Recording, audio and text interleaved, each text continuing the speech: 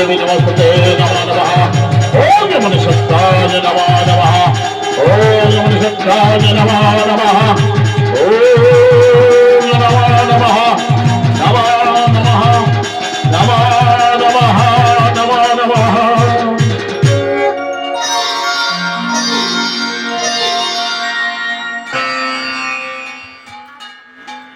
তোর পূজায় হয়েছে সন্তুষ্ট, তোর উপরে সন্তুষ্ট হয়ে আমি তোকে বর্জন করছি। তোর মৃত্যুর পরেতে সকল দেবী মস্তের উপরে চাঁদোয়ার উপরে প্রতিষ্ঠিত থাকবি তুই। বেশ তাই হবে মা। কিন্তু বাবা এসে দিনে তোর কাজ হতে আমি কি জিনিস এসেছি? বলো মা কি চাও? চাই না আমি কিছুই, চাই শুধু ওই বেহুলা লক্ষ্মীন্দরকে। কেন মা ওদেরকে তুমি নিয়ে যেতে চাইছো? চান না, এরা যে সাধারণ মানবগণ নয়, এরা স্বর্গের উষার পুত্র। সরোজ বস্ত্রের জন্য তার ভগবান ইসলাম আমার মা জানে শুধুমাত্র আমার পূজা প্রচারের জন্য আজ আমার পূজা প্রচার হয়েছে প্রত্যেকটা নরকেরই ঘরে ঘরে।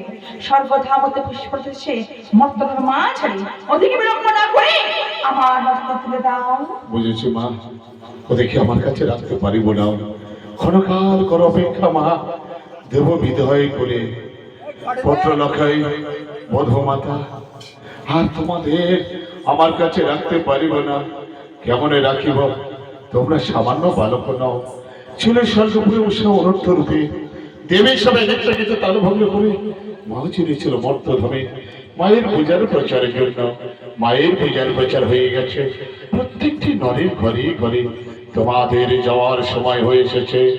ওই কাছে দেখো স্বর্গতকে সন্তান অপেক্ষা করছে তোমাদের পুনরায় ফিরে দিয়ে যাওয়ার জন্য। তবে কারণে আমি প্রতিজ্ঞা করেছিলাম জীবনে যতদিন বাঁচব শঙ্করের চরণে ছাড়া অন্য চরণে নাহি দেব পুষ্পাঞ্জলি। ছোট অহংকারে পাপ হইয়াছে চরণ, তোমাদের মায়ের চরণে দিয়েছে পুষ্পাঞ্জলি।